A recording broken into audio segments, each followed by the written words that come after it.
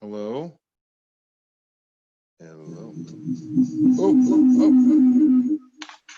Okay. Oh, buddy. All right. Okay. So for people listening to this recording, so sorry. For people listening to this recording, I got my modem set up. Okay, got my modem set up on my computer. Okay, but I do not have my webcam. My webcam is in my office, so I will have to do this on my phone. I will have to do this on my phone, like so. And then that way I can upload stuff to Zoom here, the information we're going to read, and then you can hear me and I can talk with the phone here. Okay, so anyway, I said all that to say hello. Okay, it's 5:01, so we're gonna wait till anyone comes in. To be honest, no one signed up for this class this week, so I didn't really super advertise it either. So that's the first lesson I'm learning, is you really got to advertise things. But I did invite one person, my ex-boyfriend actually. So we'll see if he logs on at all in the next 15 minutes. Whatever happens, in about 15 minutes, we'll just do the exercise, and yeah, just another day of doing my exercises. So there you go. Okay, so I'm gonna put the microphone on mute, and then I'm going to. Oh no, I did this last time, and I forgot to start the recording again. But I did catch it right before I started reading the worksheet, so I think I can do this. I'm gonna pause the recording and pause my mic, and then I'll turn it back on when I get started.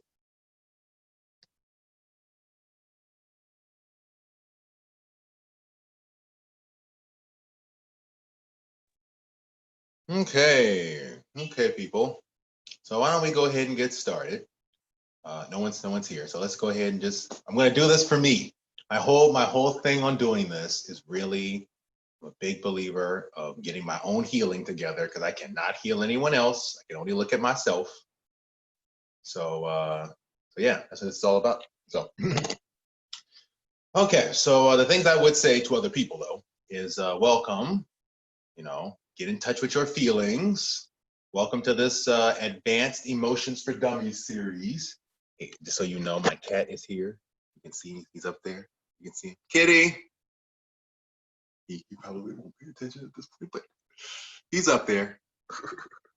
little orange fur ball. A log of fur ball right there.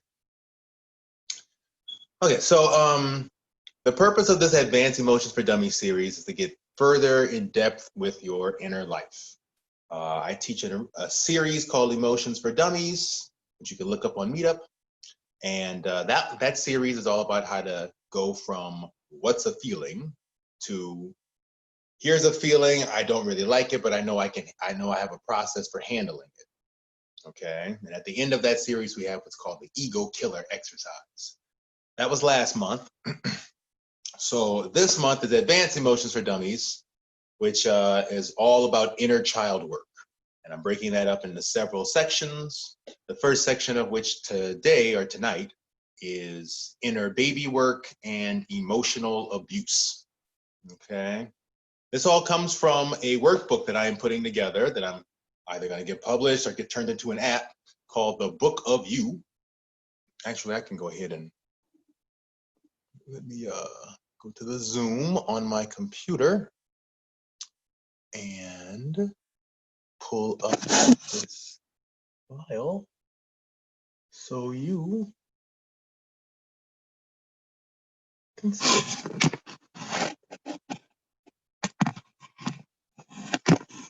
Okay. Okay. So I'm getting this done. Eventually, you all will have access to it. More than likely, at this point, I think I'm turning it into an app because I have a friend who does that. So Just going to turn it into an app. So you'll have a workbook. Well, anyway, my point was this class is the second half of this workbook. The first half of this workbook here, which you can see part 1 here, which is 1 through 10, is what I put together to do the Emotions for Dummies series. Then part 2 here is the exercises we're doing for the inner child work for the Advanced Emotions for Dummies series. And I should just let you know, this is actually all part of a college course I teach on social emotional learning. Yeah, just want you to know that. Okay, so this is actually a whole college course. Okay, so what we're doing in this class is really everything that's after the midterm till the final. Okay, and today, as you can see here, we are doing self-soothing exercises, inner baby work, as well as childhood emotional abuse and neglect. Okay, now to be honest with you, we're going to start with childhood emotional abuse and neglect because now that you know how to process your feelings, and if you don't know how to process your feelings, I just want to advise you to go and check out my first series before you maybe sign up for some of these classes, or to really take this at the level you can handle, okay? But needless to say, the reason why we are often doing these sorts of emotional exercises or meditation, or getting in touch with our deeper life, is because we went through trauma. Straight up, we went through trauma, okay? In the Emotions for Dummies course, I talk about how to heal from trauma. In this class, we're going to have a straight up conversation about emotional abuse and neglect, okay? So what I would say is check in with yourself, because this might be triggering, more than likely. Whatever you need to get comfortable, you may need to do it.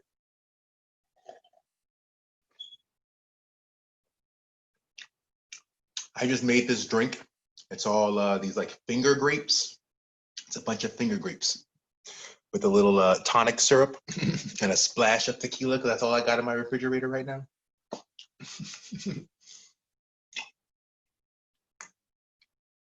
Anything to not drink regular water, huh? Okay, so check in with yourself. Whatever you need to make yourself feel comfortable, safe, willing to explore and touch into these feelings, do it for yourself, okay? If that means laying in bed, if that means, maybe not reading the screen and just closing your eyes. If you like to grab a stuffed animal, put on your pajamas already, make a drink, have a smoke, whatever you need to make yourself feel better, okay? So that's what this is all about, your feelings, okay? Okay, so you've been warned. This is advanced, and so I want you to take care of yourself, okay? Like I said, feel free to go back and check out my intro class, my Emotions for Dummies course, so you can get really grounded in the feeling work as we move through this material. Okay, so let's start. I mean, I've been doing these exercises now for about 2 years, and I can't begin to tell you the effect they've had on me in my life. So thankful.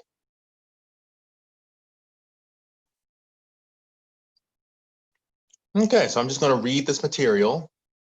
Feel free to read along, and if you don't want to read along, you can just listen to the sound of my voice if that's more soothing. This material comes from the No More Shame Project and the YouTube page Trauma Recovery University, also known as #CPTSD chat by Athena Moberg. Okay, and Athena Moberg has a YouTube channel with hundreds of videos on childhood emotional abuse. Some of the later ones that are out these days are not so great, but some of the earlier ones are really fantastic. About 80% of 21-year-olds who were abused as children meet the criteria for at least one psychological disorder. 50% of those abused as children will develop PTSD, which is post-traumatic stress disorder, or CPTSD, complex PTSD, as a child or later in adulthood. 50% of people with eating disorders were sexually abused as children. 2/3 of people in drug abuse treatment reported being abused or neglected as children. More than 50, oh no. So sorry. The screen went right back to the beginning of the document. 1 second. There we go.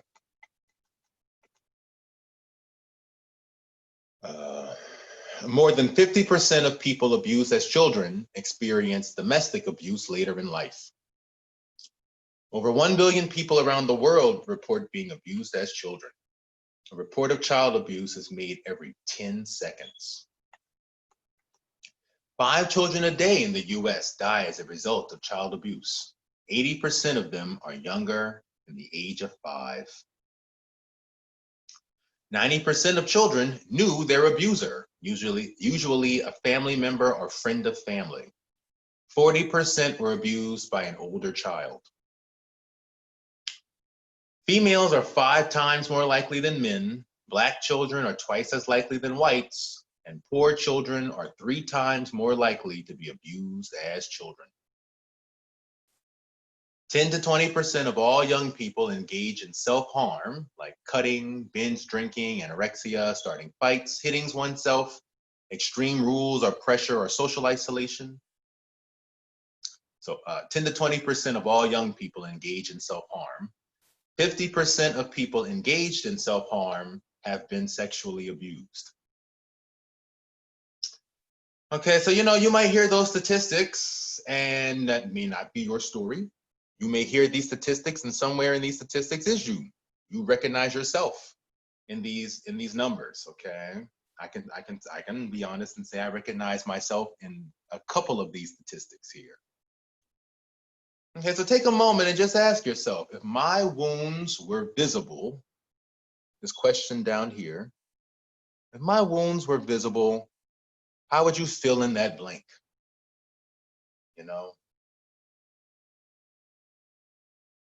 So this is all about opening up about our pain. So if my wounds were visible, the police would have gotten called instead of me just locking myself in my room. If my wounds were visible, they would have sent me to the emergency room instead of saying I was fine. If my wounds were visible, people wouldn't tell me, well, why don't you just smile more?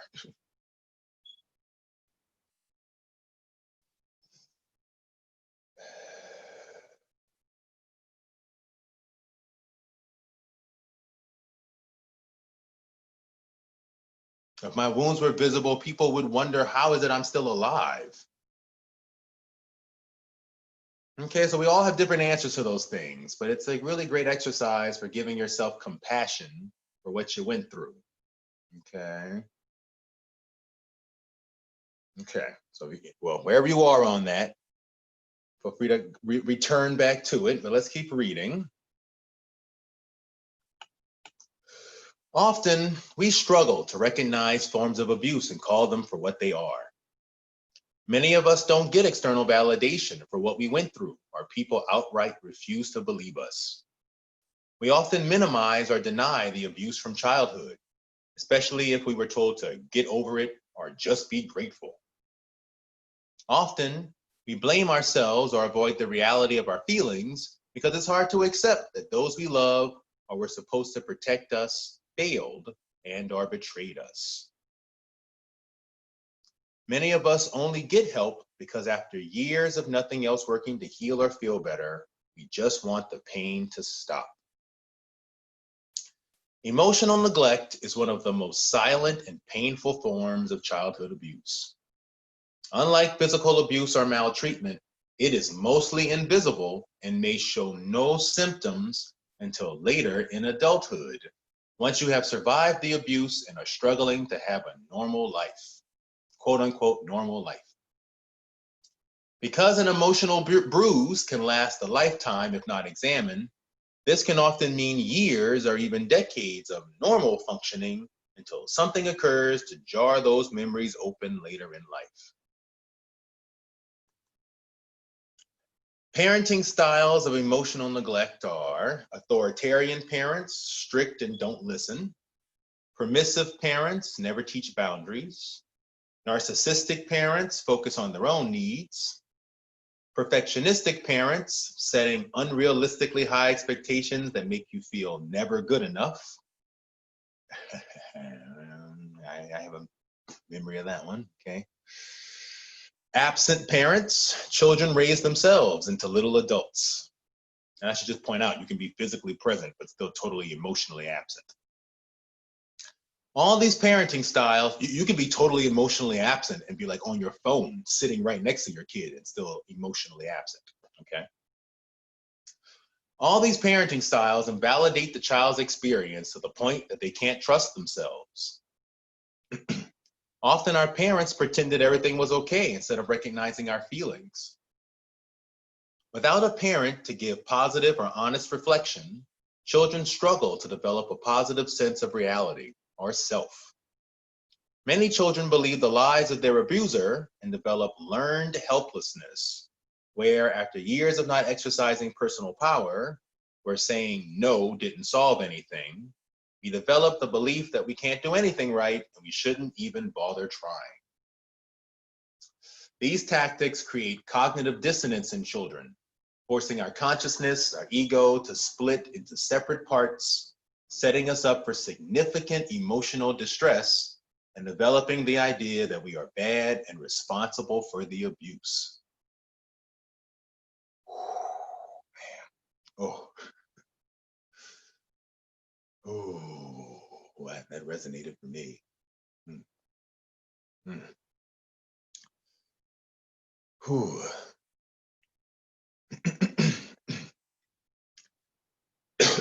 Give me one moment.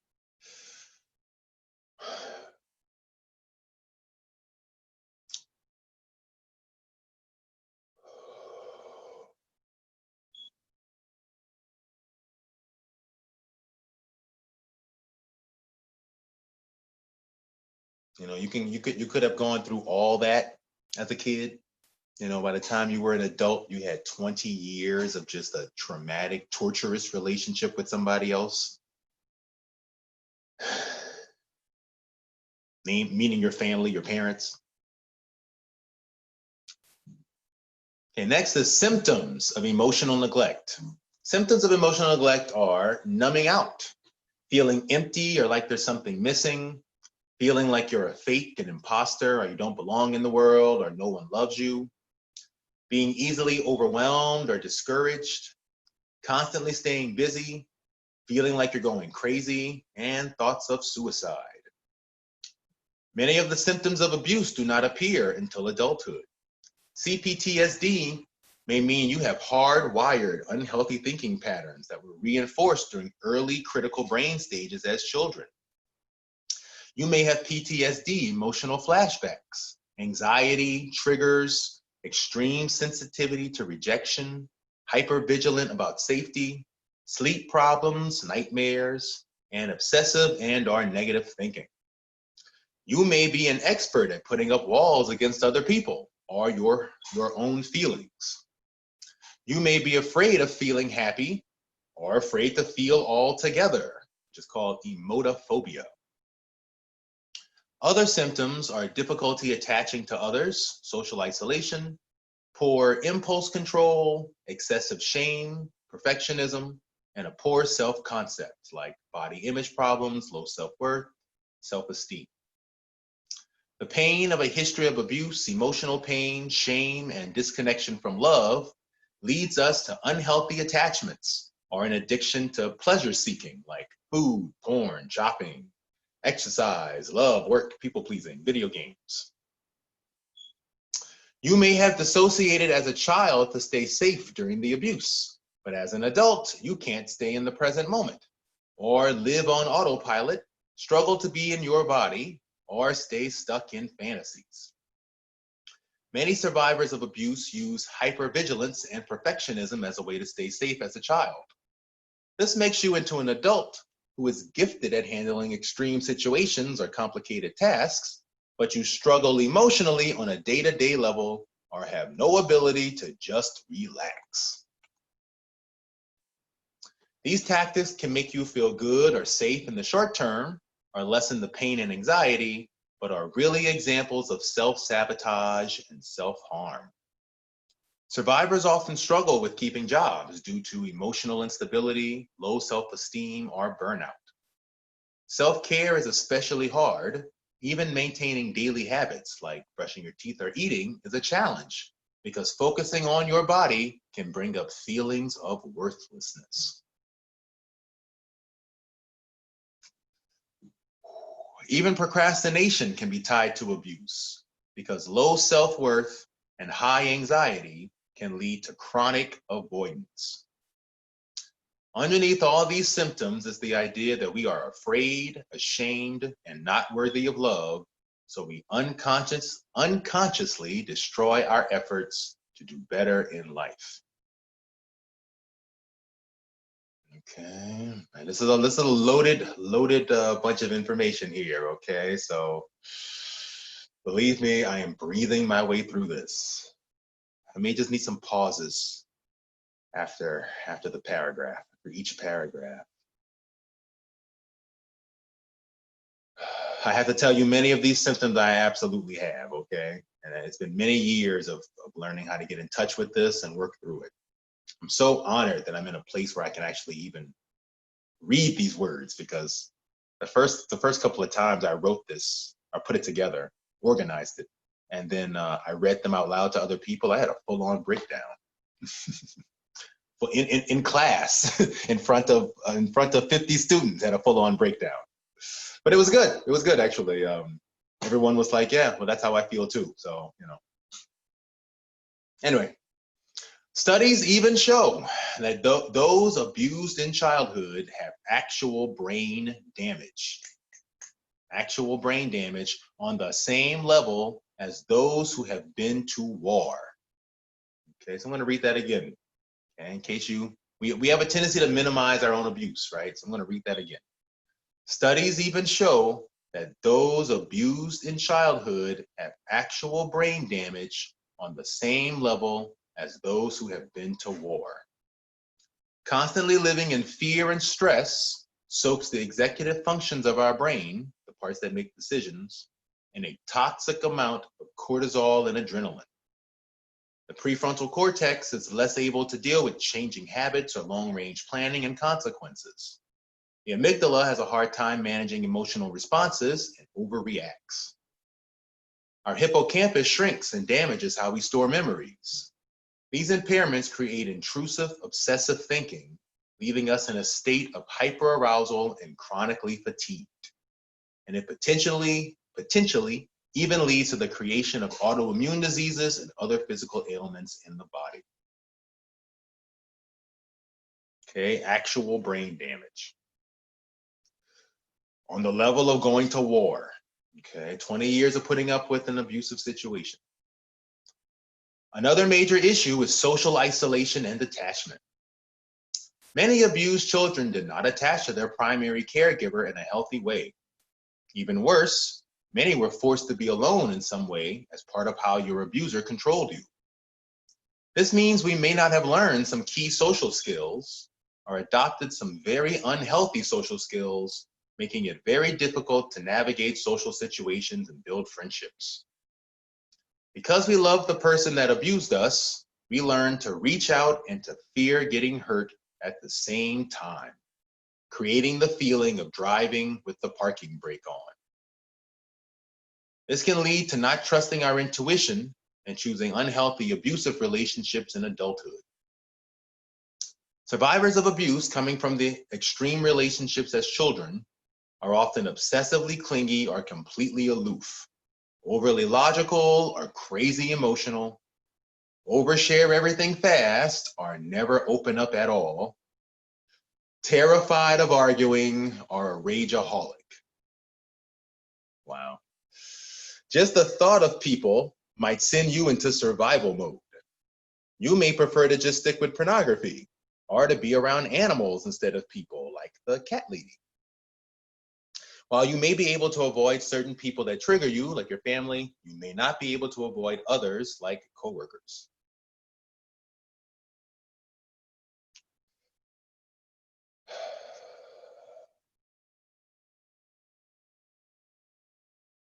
I guess that makes me the cat man. Here's my cat right here.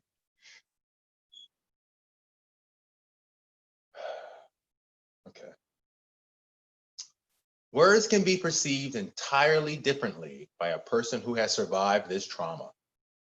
For example, our internal dialogue, our self-talk, can be filled with the negative language of our abuser. We can even hear them in our heads, reinforcing all of the put downs, criticisms, and disgust thrown onto us. This can lead us to think every situation is a catastrophe, regardless of what actually happens. Even compliments can be hard for people who have been abused, because compliments often happened as grooming before the abuse happened. If you went through any kind of pre-verbal abuse before the age of 3, you may have only flashes of feelings or a snapshot of the abuse. Survivors of abuse are often passive-aggressive because of unresolved fear and anger from childhood. Regularly never getting your needs met may teach you to hide or shut down from fear of disappointment or disapproval. Your abuse may even have been so bad, you may shut down and forget whole sections of your childhood, segregating your inner child. Sorry, let me read that again. Your abuse may even have been so bad, you may shut down and forget whole sections of your childhood, segregating your inner child from your everyday present reality. Having normalized living life in extremes, it can be hard to develop a middle way. So we call it the scary middle. Okay, that's part 1 of the worksheet. The rest of this is tips for healing. So let's just take a moment. Take a moment, take all that in. As someone who, I can say I went through my share of abuse from my mother, physical, verbal, emotional, and neglect. And the fact that my parents were both people who were abused themselves as children. So much of this worksheet resonates from my life, and I just didn't know. I just didn't know. You know, my parents never got educated about the effects of abuse. And even though I'm a PhD sociologist, and I have 2 master's degrees in psychology, that chapter on emotional abuse is always sort of like near the end of the book. So I never really bothered to read it in grand detail. I focused on the earlier stuff in the book, right? I actually even teach a class on childhood sociology, and emotional abuse is like the second to last topic. And often we don't cover it because we get to the end and we're just like, well, nobody wants to talk about that right now. We just want to kind of like end the semester on a good note. So what a gift that this information made it to my presence. Yeah, what a gift. Okay, thank you, Athena Moberg. Okay, so here's some tips. Tips for healing from emotional abuse. You know, wherever you're feeling right now,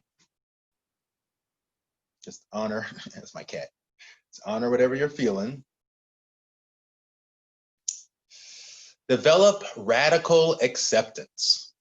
Reread this information and just let yourself cry. Meditate on which parts are most true for you. Know that all abused children have thick, repressed layers of rage, resentment, and denial.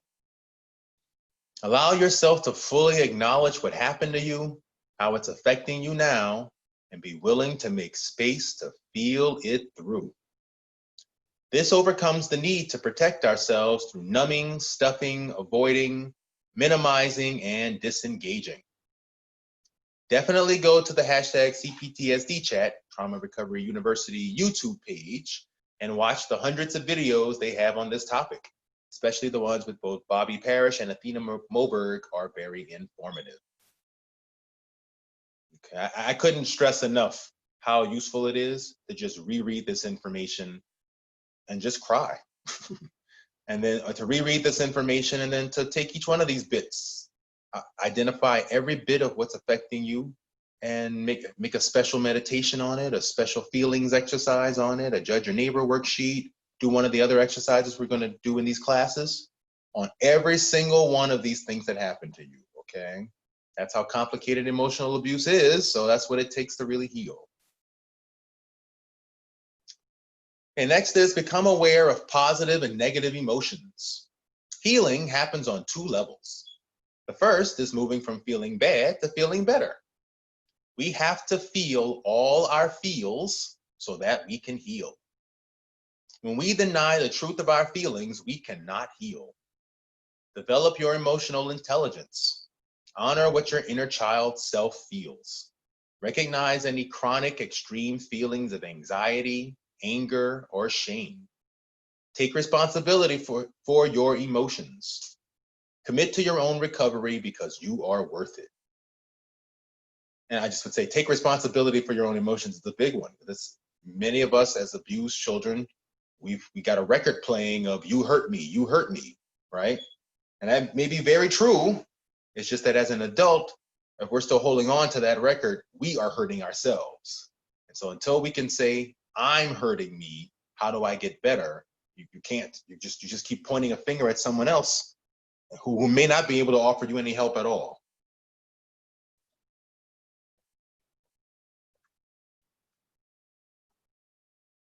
Okay, next is identify your needs and take steps to meet them. Recognize that your caregivers may not have taught you to meet all of your own needs, and that you can step by step learn how to do that as an adult. Work on becoming a responsible adult. #adulting. Learn to communicate your personal boundaries clearly and unapologetically. Notice how people touch and speak to you. What is acceptable conversation? Learn to breathe and relax. Learn to breathe and relax.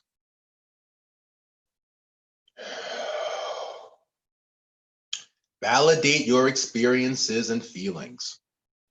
Question any situation where love equals abuse.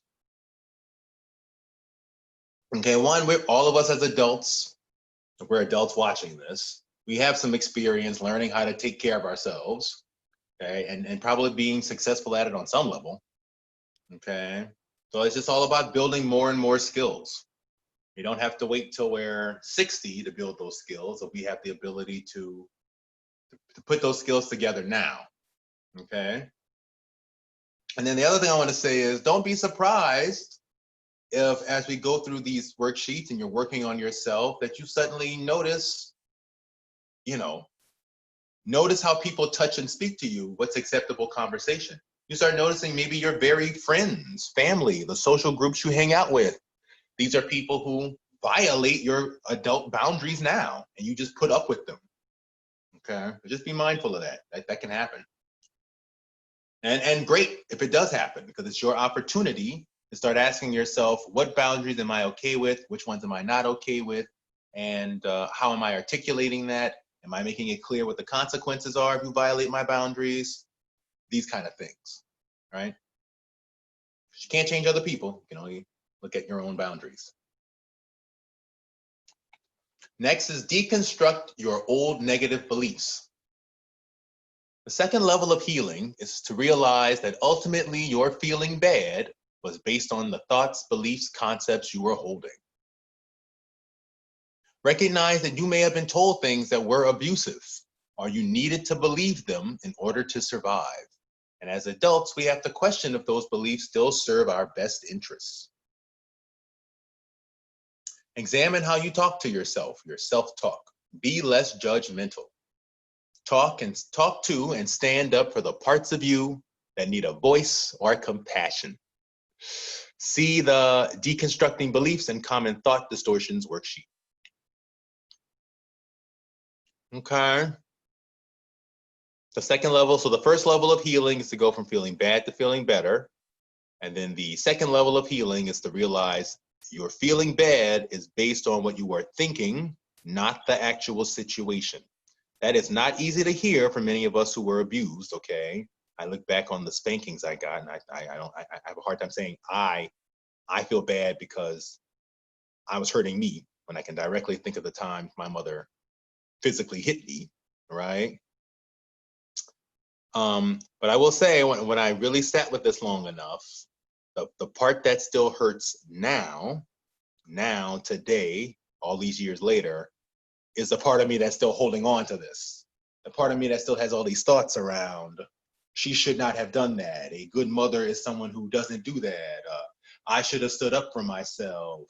I was helpless.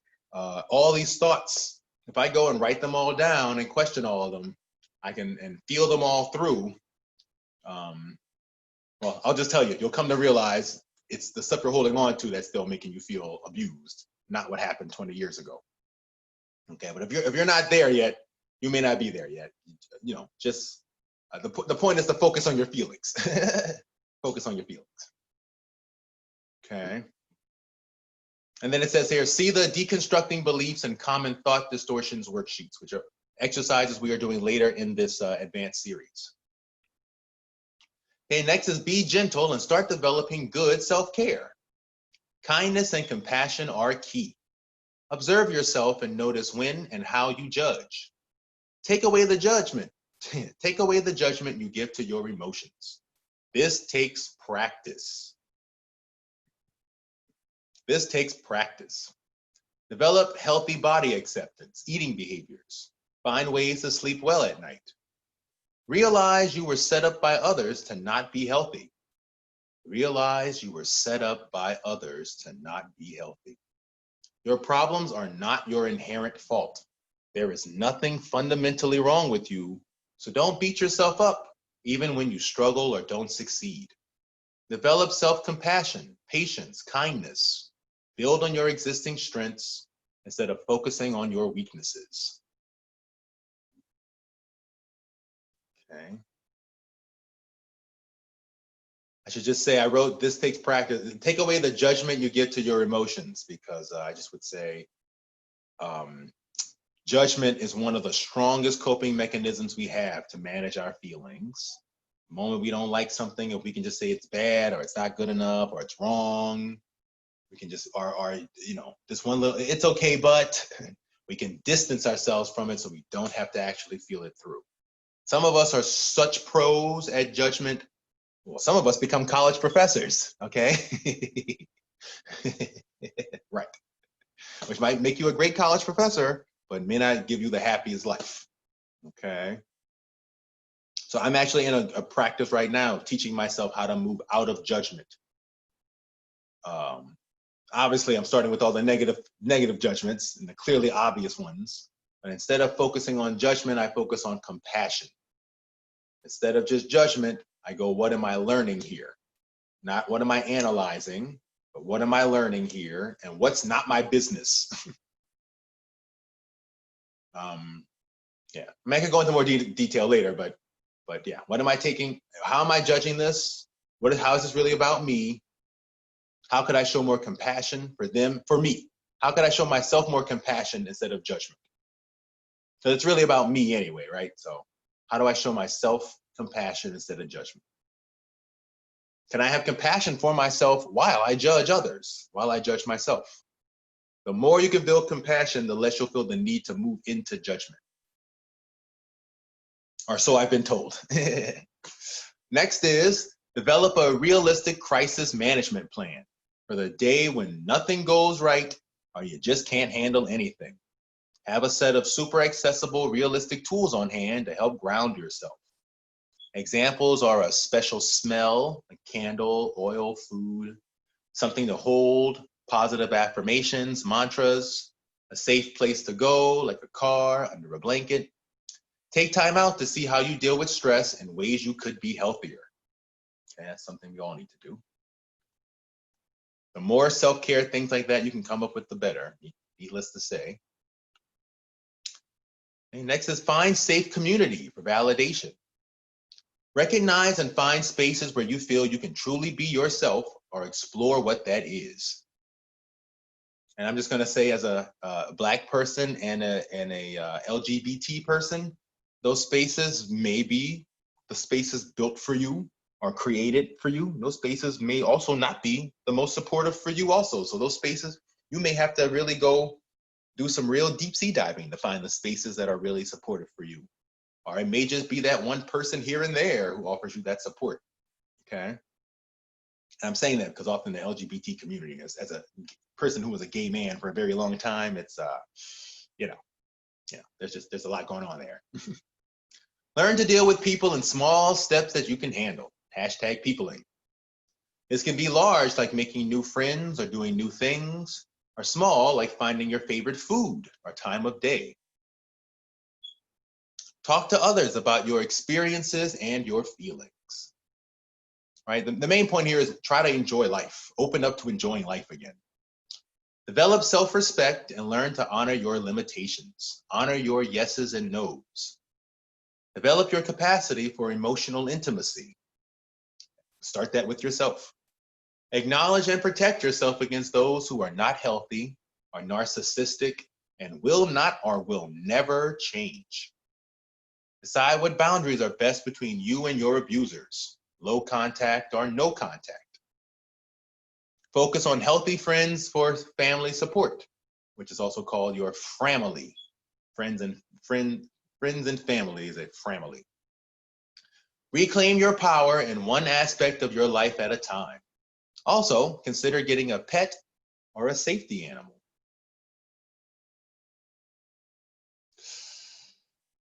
Okay.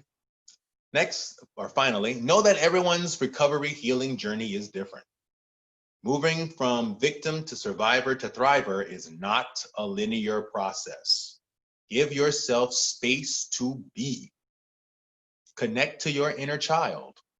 Don't judge what she says. Remember, they went through the worst of the abuse.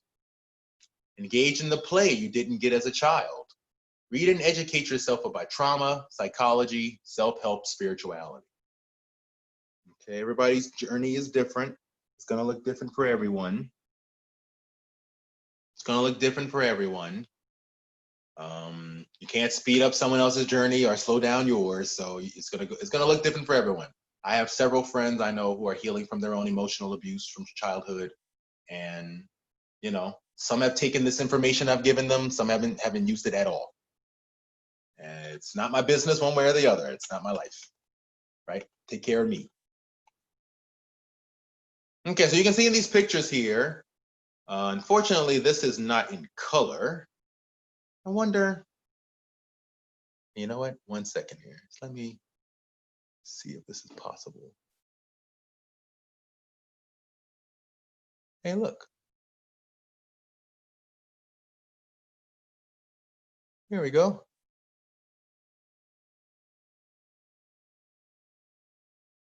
Okay, so as you can see here, can I close this?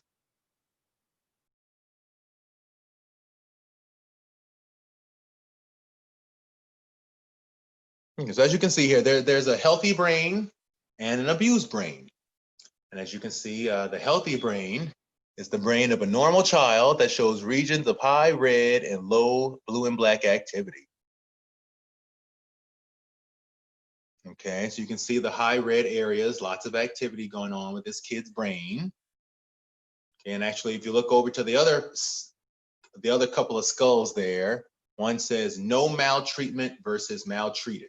So if you look at the no maltreated brain, you can see lots of purple circles connecting to each other. You see lots of purple circles connecting to each other all over the brain. Okay, so that's the healthy brain. So an abused brain, and this is a PET scan of the brain of a Romanian orphan, okay, who was institutionalized shortly after birth. Okay, so from what I read about Romanian orphans, they, you get born and then basically you're stuck in an orphanage and you don't get any love at all. You get food and water and that's it. I think the kids all have to fight each other, and often they get no love at all. They're just like left in a room for years. Okay, so it's bad, really extreme, bad abuse. Okay, so as you can see, this person's brain, this kid's brain, has way less red sections. Okay, especially toward the front, way less red sections. Okay, and then if you look at the maltreated skull on the left side, you can see that there are far less purple. You can see that there are far less purple circles, far less, like way far less, all over the brain, and far less connections happening, right? Okay, so as you can see, the abused brain has far less activity and connections. Years of abuse create CPTSD, where your brain copes with the abuse by shutting down. Okay, that's literally what this is, the brain shutting down. Okay, the good news here is we know that the brain continues growing throughout your life, which is called neuroplasticity. So even childhood emotional abuse and neglect can be overcome with living and eating healthy, learning about emotions, meditation, positive supportive friends, and living in a loving and safe environment. Whew, okay. Now, if you had the worksheet, there's a little more going on here. There's an ACEs study and some other things, but we're not going to go through all that today. So let's take a moment before we do the next exercise. And that's a lot of information there. That's a lot of information there about abuse. So you may be feeling some kind of way. So let's just take a moment.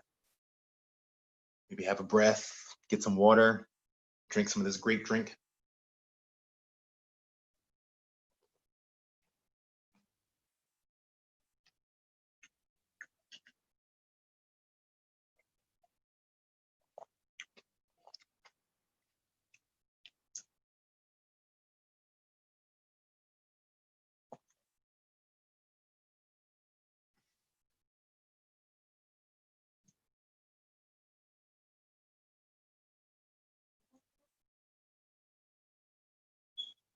Okay. So, whew. You may want to go back and ask that question again. If my wounds were visible, everyone would hug me. If my wounds were visible, they would roll out a red carpet for me just showing up because they know how hard it was.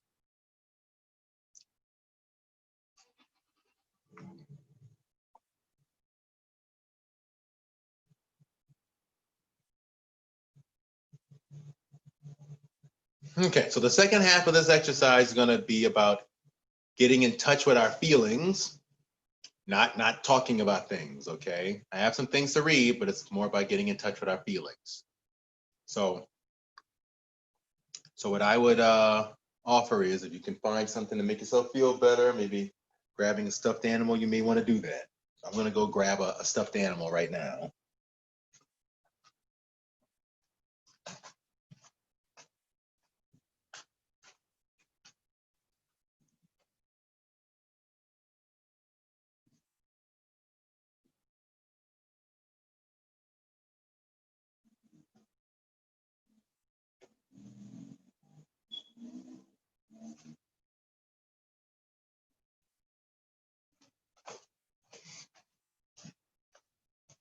Okay, I have a whole lot of animals, stuffed animals in my apartment.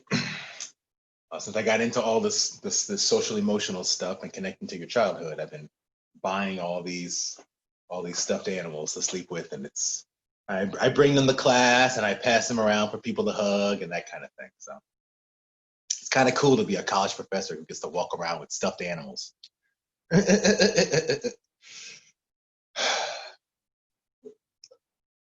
I've often said, I have actually a lot of social anxiety myself around bars and things like that. So often I feel like if I could walk around with the stuffed animal, it would probably help me feel so much better.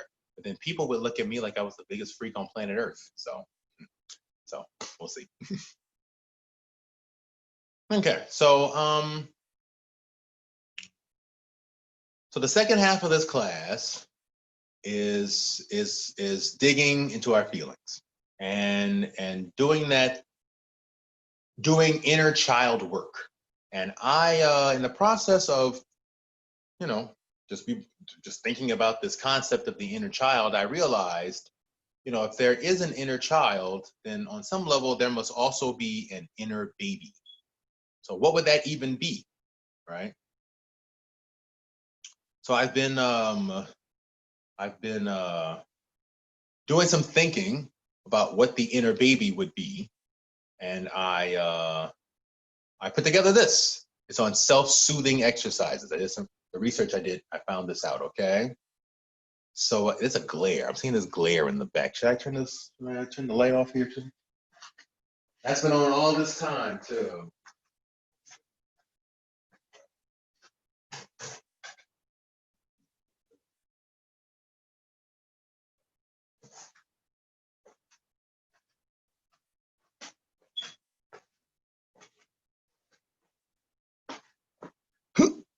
Okay.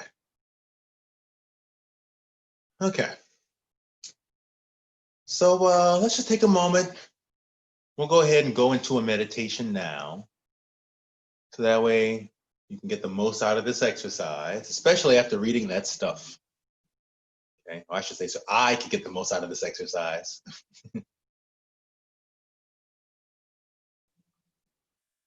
Okay, so just notice your breathing. I always say if the entrance to meditation is always the breath. You don't have to close your eyes. You don't have to get still. The first thing you have to do is just notice your breath. Because your breath is happening whether you want it to or not. You are breathing whether you want to or not. Just notice your breath.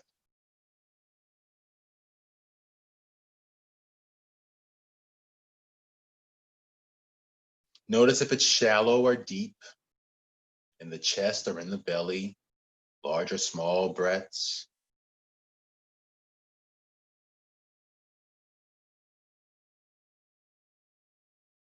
And whatever you're feeling, if you can just allow yourself to just slow it down a little bit.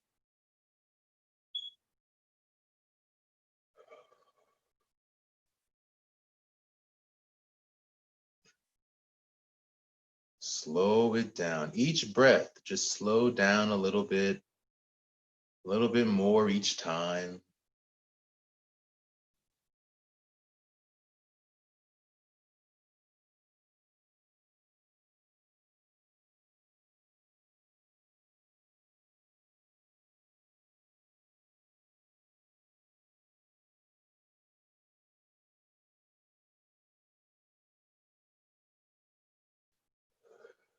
And then just notice your mind. How's your mind doing today, in this moment,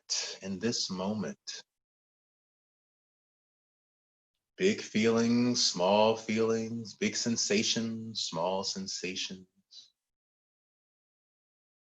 Positive things, negative things, pleasant feelings or stress. Not here to judge, we're just here to notice.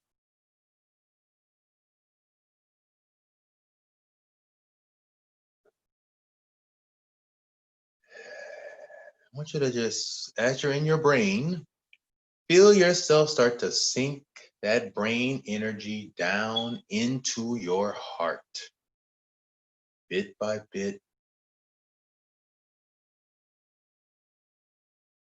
And while you feel it draining down, feel your whole self moving down with each breath, like you're moving down an elevator. One floor a breath. One floor a breath. Moving further down, down, down, down. Just let all that stuff in your brain flow into your heart.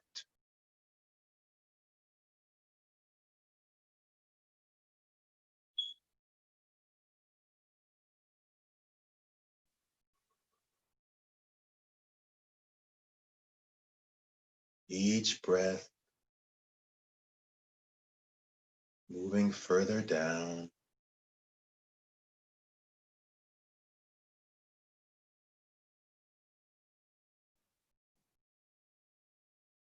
Past the ground floor into the basement levels. Each breath going down, sinking all that energy from the brain down into the heart.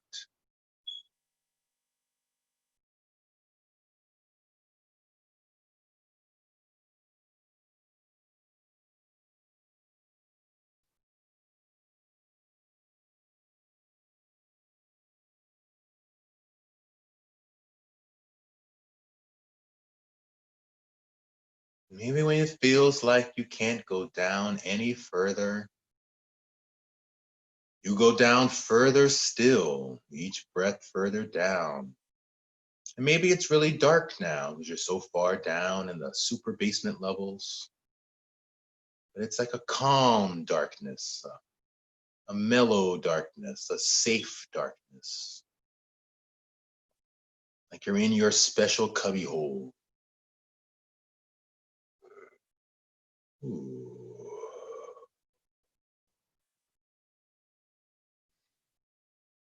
And with your last breath, suddenly you look up in front of you and there's a door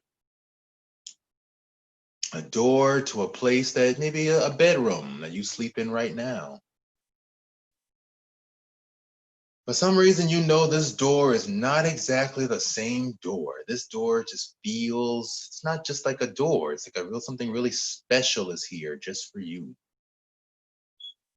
So you open the door and walk in and you see your familiar room, scan it from left to right. And all of a sudden, you get to the other end of the room and there's a baby's crib. And you can hear a baby. And that might freak you out a little bit, except for the fact that the moment you hear this baby, it's like you just know something. So you run over there, you fly over there, almost like float over there. You look inside that crib and it's you as a baby, you as a baby.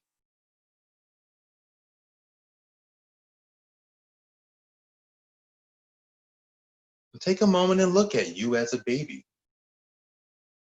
Have your baby self look back at you.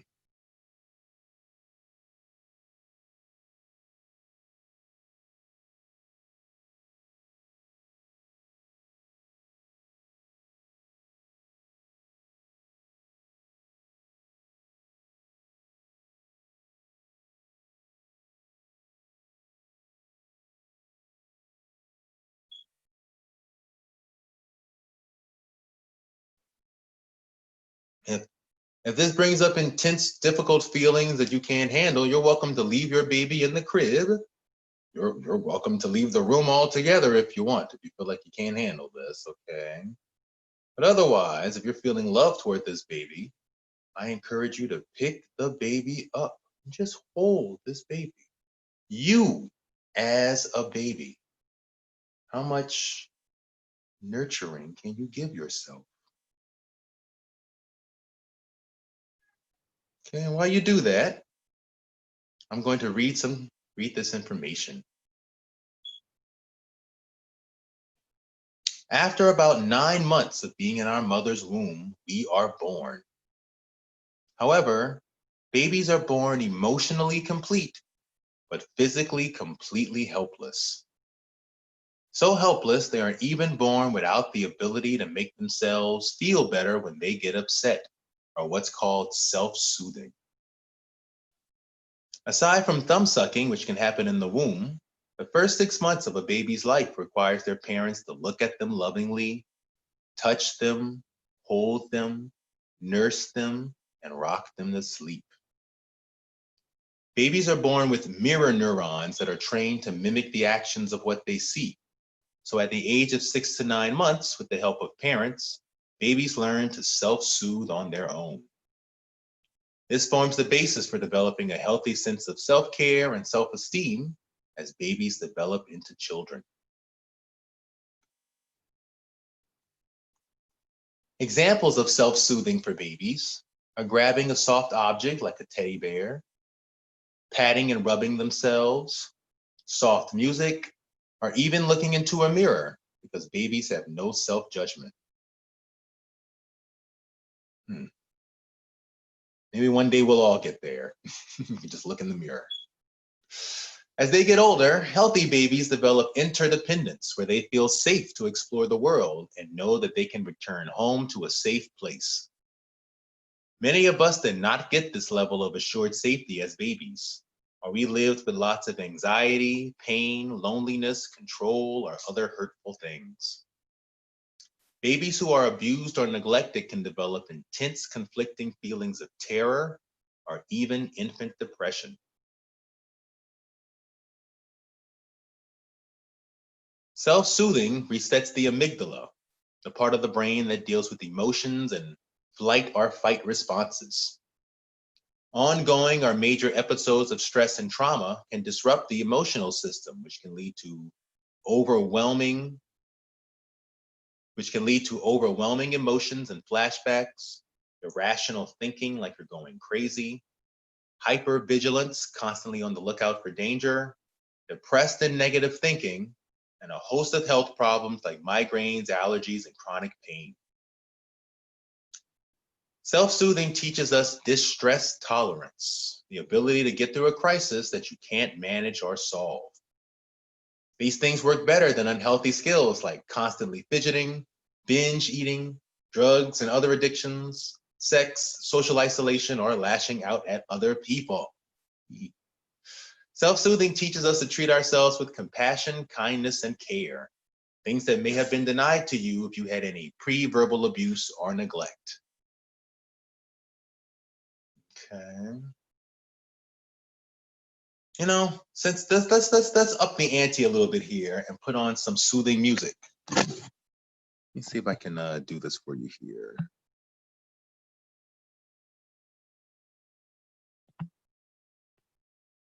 So this is a video I found on YouTube. It's just called Baby Lullaby, Lullaby for Baby to Go to Sleep Baby Song.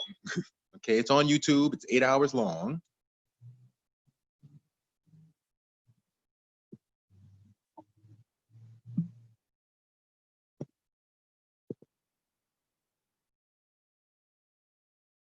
Okay, so just keep holding that baby.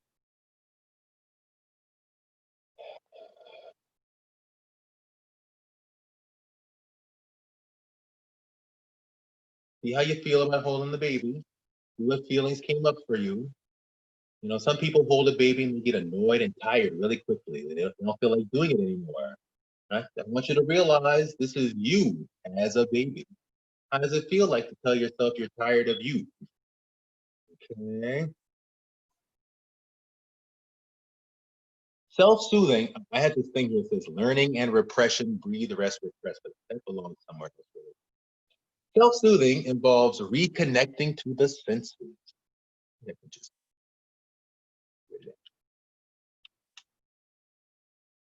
Self-soothing involves reconnecting to the senses. Find enjoyable things to see, hear, smell, touch, taste, or move to.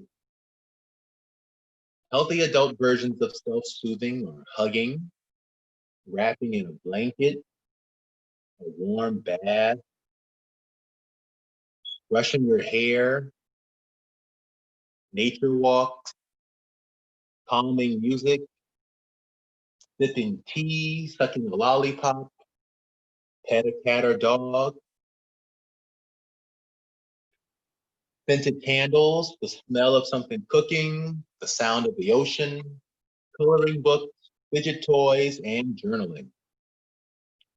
The list will be different for everyone, but in general, soothing things are warm, dark, quiet, mellow, sweet, soft, rhythmic, or cuddly.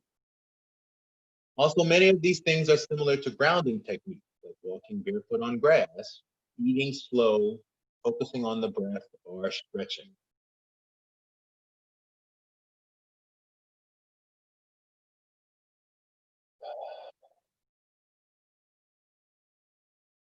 Many people have a hard time with self-soothing. Not getting this from our parents leads us to be hard on or abandon ourselves. As adults, we adopt beliefs that we have to be tough, or that we don't deserve care, or we feel guilty or ashamed, or we are too afraid to try because the exercises are childish or awkward. It's important to note that we are healing our emotional connection with the inner baby.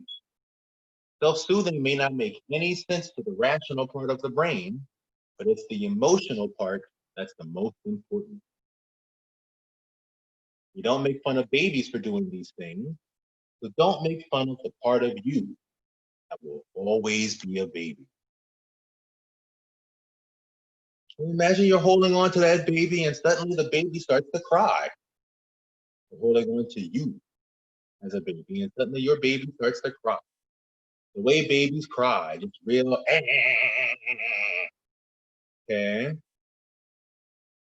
What do you do to soothe that baby? What do you do to soothe you?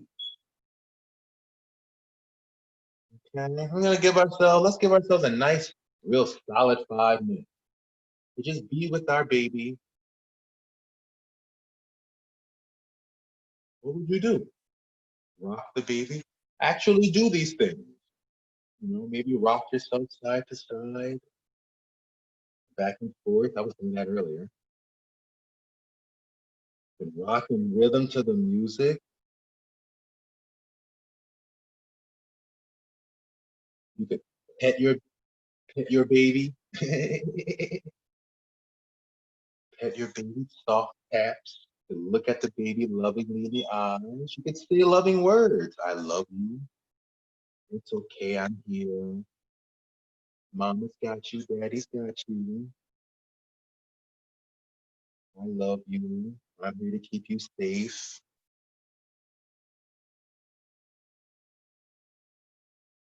You could sing a song to your baby also.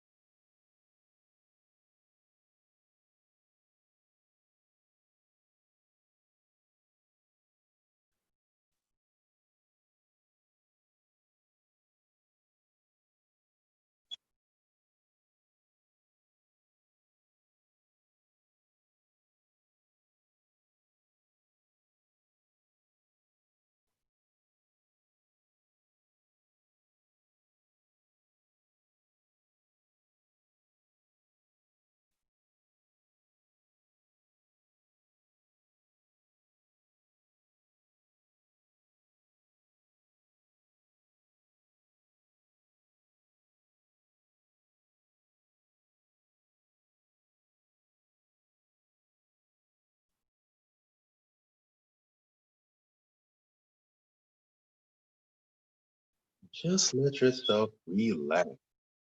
In fact, if you'd like to take this deeper, the way to take this deeper is to imagine yourself as the baby being held, being held by the universe, just being held, being loved without having to do anything in return.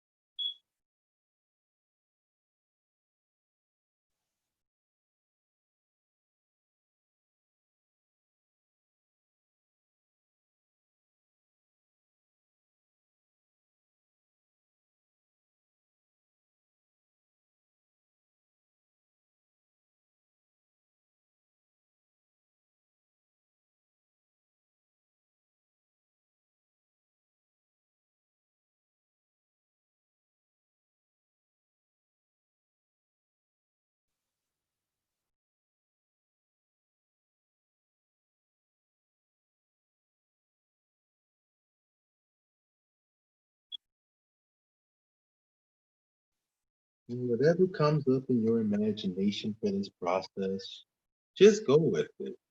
Encourage your imagination and give yourself what you need.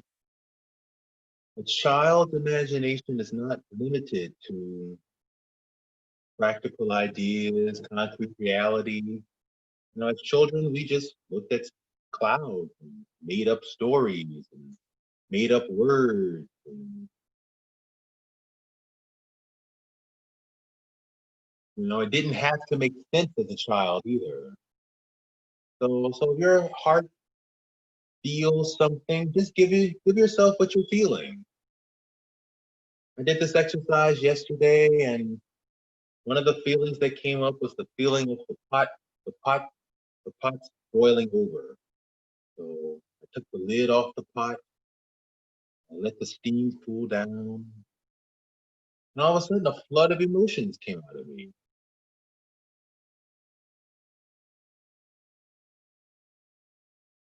You may see a wall, you can just build a door in the wall. See if you were willing to open the door. Just play with it. The idea is just to use your imagination and to play with it. Thinking and imagination are all the same thing, really. So let ourselves return back to our childhood imagination.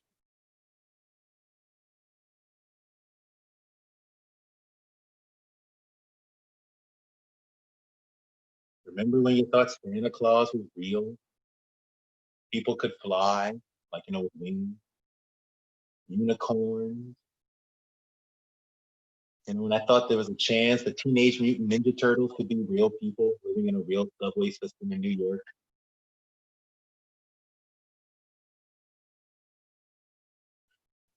Oh.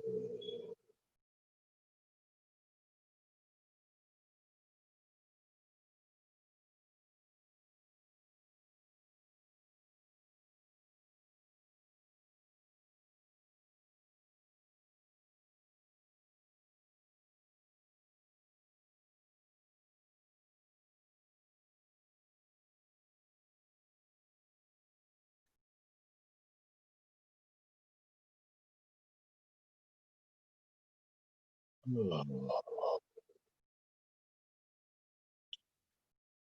Check back in with that breathing also. Are you still breathing? How's that breathing going?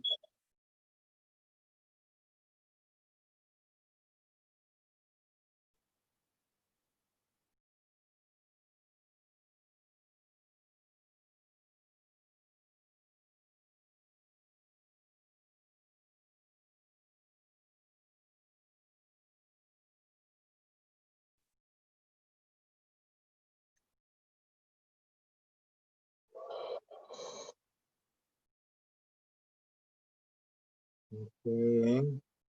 Well, needless to say, I could leave this on for the next 2 hours and it could feel all this through. So I would highly recommend doing that tonight. You can put this on when you are going to bed and just let yourself fall asleep to it. I have found hearing this music, a few more times, it'll just get programmed right into your brain. So you can just be in bed with no sound. And you can just hear this music in your brain, play it in your mind, and it'll help you relax automatically. Okay. Okay. So let's say your baby's pretty asleep now, pretty comatose in your arms, the way babies are, totally sound asleep. We'll put your baby back into the crib. Maybe put a little blanket over them, give them a little rattle, something to hold, a stuffed animal.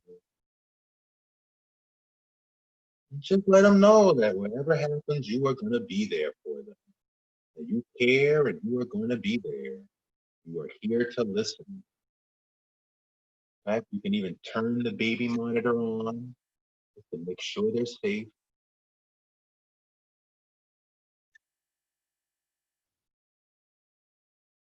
When you feel you're ready, turn and walk out of that run. You know, turn this music off. You can walk out of that room knowing you and your baby are in a good place. Anytime you need to return back here, you know what to do.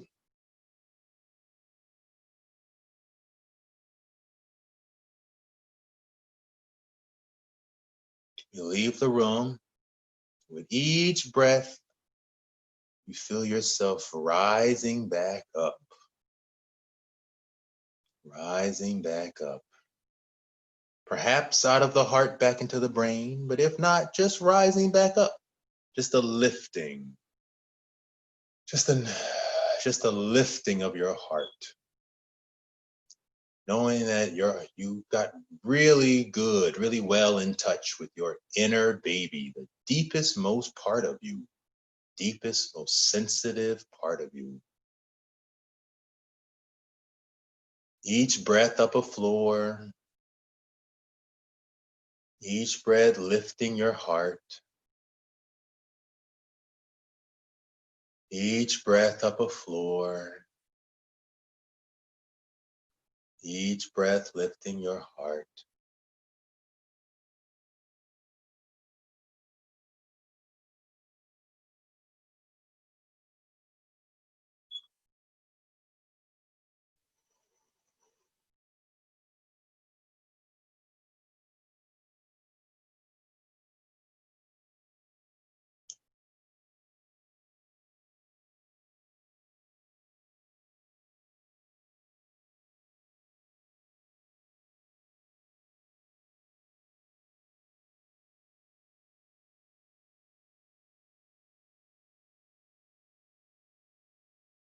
Oh, wow. Till you feel you're in a good place where you return back to ground level or whatever floor you started off with in the beginning. When you feel comfortable, allow yourself to open your eyes and return back to outer space. Spent all that time in inner space, so we are coming back to outer space where we live all the time. Ooh, okay. Okay. So, wonderful people, that is the inner baby exercise. Okay. I highly recommend doing this at night. If you have any panic attacks, trouble sleeping, we all need help learning how to self-soothe ourselves. So there really is no limit to how many things you can think of to soothe ourselves any given moment. Okay. So one important thing is just to become conscious of the things you are already doing, and then to ask yourself, what would some healthier options be? Okay. Not to throw judgment. So, make yourself feel better, you might be drinking a bottle of wine every night. Okay. And if that's where you're at, that's where you're at. But then the next question is, what would be a healthier option than drinking that you would be willing to do other than drink a bottle of wine every night? Because you maybe drink a cup, half the bottle, for example, and make some time to sit with your feelings. Or you could, drink half the bottle and call a friend. Or you can drink half the bottle and do some journaling. Or drink half the bottle and watch a comedy show. And then maybe one day, if you keep doing all those things, one day, it might be a month, it might be a year from now. One day, maybe it'll just be one glass of wine in the comedy show, right? Because you actually did those things on a consistent basis to show yourself love and care. And then who knows? I mean, the sky's the limit, right? One day, maybe you won't need the drink at all. Maybe one day you won't even need the comedy show either, you know? Um, but the idea is, we could all literally think of a million things we could do to take care of ourselves better. So let's get started. Because many of us have many unhealthy habits we've developed over time. So the more things you can think of to take care of yourself, the better. Okay. Especially for that little baby, that little sensitive part of you that will always be a baby. Okay. Okay. I want to just take a moment and say thank you to all of you. Thank you to me for recording this and for going through the process. Thank you for prioritizing our feelings, for telling ourselves our feelings matter.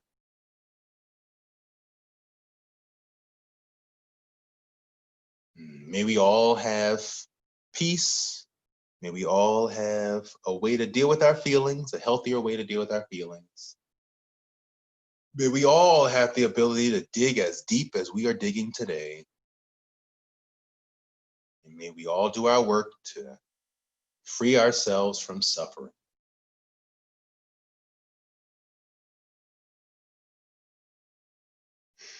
Namaste. Okay, so if anybody has any questions or anything they want to shoot me an email or anything, my email address is drdonnyemo@gmail.com. So there's no period after doctor, so it's just DRDONNYEMO, drdonnyemo@gmail.com. And if you like this handout, you can email me and I'll send it to you also.